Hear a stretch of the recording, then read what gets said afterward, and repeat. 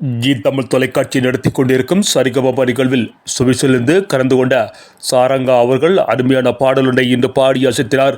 செந்தூர பூவே செந்தூர பூவே என்கின்ற இந்த பாடலை மிக அழகாக பாடியிருந்தார்.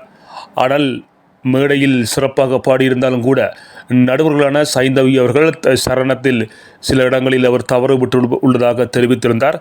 அதனை எதிர்வரும் வாரங்களில் அதை திருத்தி அவர் பாடி முன்னேற்றத்தை காண வேண்டும் என்ற கருத்தினை வழங்கியிருந்தார். அதே போன்றே விஜய் பிரகாஷ் அவர்களும் இந்த விடயத்தை தெரிவித்திருந்தார். எனவே இதனுடைய அந்த ஸ்கூலுடைய விடயங்களை வைத்து பார்க்கிற பொழுது விரைவாக சாரங்கா அவர்கள் அந்த போட்டிகளுக்கு தட்டுப்படக்கூடிய அல்லது விலத்தி வைக்கப்படக்கூடிய நிகழ்வுகள் ஏற்படுமோ என்கின்ற ஒரு விடயத்தை இதனூடாக காண முடிந்தது. எனவே எமது பிள்ளைகள் வெற்றி பெற வேண்டும் என்பது எமது நோக்கமல்ல.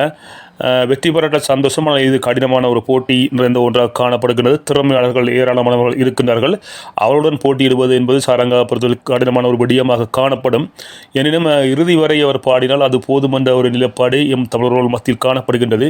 ஆனால் இன்று வழங்கப்பட்ட இந்த ஸ்கோர்களை வைத்து பார்க்கின்ற பொழுதும் சில விடயங்களை வைத்து பார்க்கின்ற பொழுதும் சாரங்கா அவர்கள் விரைவாக சரிகமபா நிகழ்விலிருந்து விடைபெறக்கூடியதற்கான ஒரு முன்னறிவிப்பாக இந்த விடயங்கள் காணப்படுகின்றன. மிகவும் கடினமான ஒரு பாடலை அவர்களுக்கு கொடுத்துள்ளார்களா என்கின்ற ஒரு சந்தேகத்தையும் அது எழுப்பியுள்ளது. எது எப்படியோ எமது நாட்டிலிருந்து 3 பேர் அந்த நிகழ்விலே கலந்து கொண்டிருக்கிறார்கள். எனவே 3 பேரும் வெற்றியாளர்களாக வர வேண்டும் என்கின்ற நிலைப்பாடு இல்லை. எனவே இவர்களுக்கு ஒரு மேடை வழங்கியது அது மிக பெரும் சாதனை. அதுவே அந்த மேடையில் நிற்பதை ஒரு சாதனை. அதனால் ஈத்தம் தொலைக்காட்சிக்கு இந்த வேளையில் நாங்கள் நன்றிகளை தெரிவித்துக் கொள்கிறோம். சாரங்கா கவலைப்படாதீர்கள். இது நீங்கள் பாடியதே உங்களுக்கு கிடைத்த ஒரு மிக பெரும் வெற்றி.